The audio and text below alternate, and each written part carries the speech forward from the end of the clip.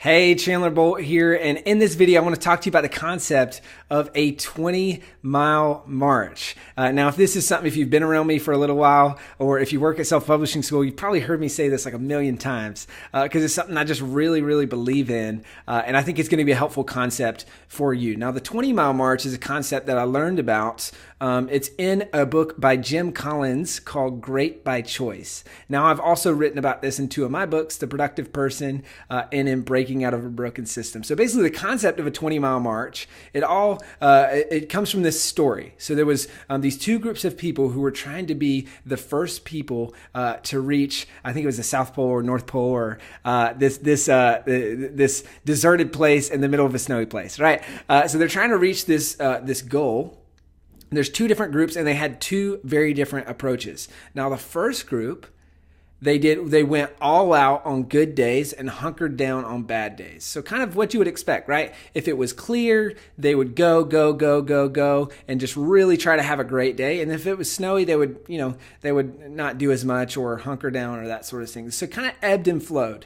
And now the second group, they said, all right, we're going to commit to a 20-mile march every single day, no matter the weather, no matter how we feel, no matter how the group's doing, anything. Every day, this is how we're going to achieve our goal, 20 miles per day, 20-mile march, no matter what, right? Now, what ended up happening is that the 20-mile march group reached the summit and they accomplished their goal, and the other group actually died in the process, and they never got there because they overexerted themselves. They ran out of food, they ran out of supplies, all those things, right? So the concept here is that the way to achieve big goals is actually to break down the goal into what is your 20-mile march, and then to be consistent, right? Maybe you've heard of concepts of compound interest and all these other things where consistency really does pay off. And the people who win in the long run are the people who commit to a 20-mile march. Now, I've seen this work in my own life. So back in my time with Student Painters, so my very first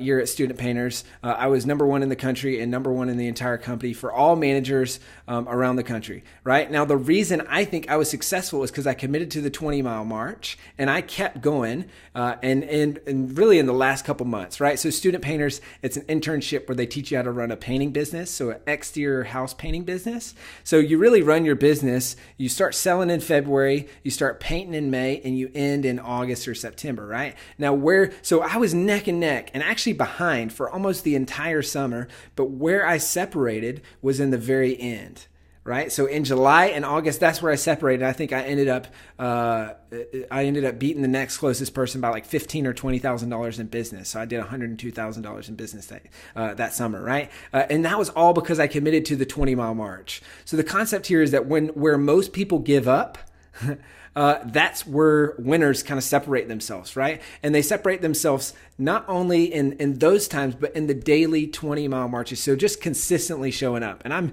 just a huge fan of consistency and really committing to this concept. Now, I'll give you kind of one example of where I learned about this, and I think what you might find helpful. So, because the question that you're probably asking is, okay, how do I determine my 20-mile march?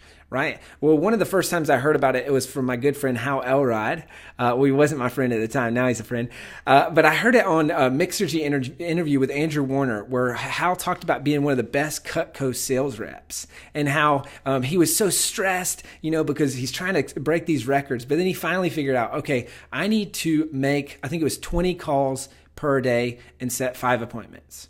Okay, if I do that, I will hit my goals. And so he said he changed that shift to a 20-mile march, and actually it took him way less time because he was less stressed and he knew exactly what he needed to do.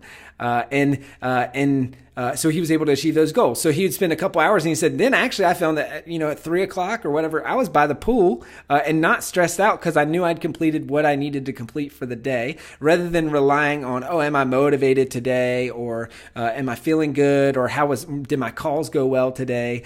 So he just talked about how that was such a game changer for him. And I've really seen that in my own life. And this is something that we try to really teach and instill at self-publishing school, right? So for everyone, we try to say, we have a concept called control the controllables. I'll probably record a separate video on that, but break down. So you got leading and lagging indicators, right? And now I'm kind of going all over the place here, but hopefully these tie together. So you've got leading and lagging indicators. most people focus on the lagging indicators. So like for sales, it's revenue generated.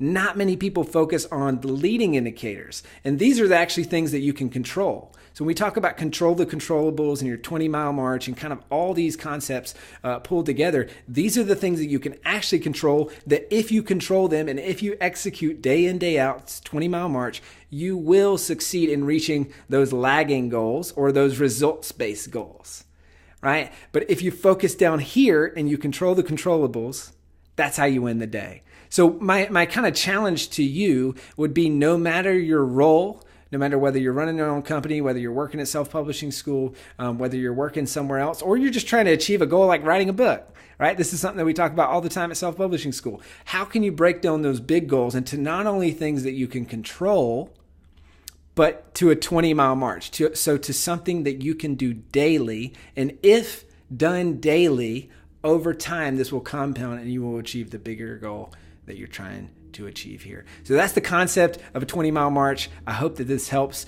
for you. I'd love to hear from you in the comments. What is your 20-mile march, or what's the one thing that you need to do every single day to be successful, to hit the goals that you're trying to hit? Thanks so much for watching. I'll see you in the next video.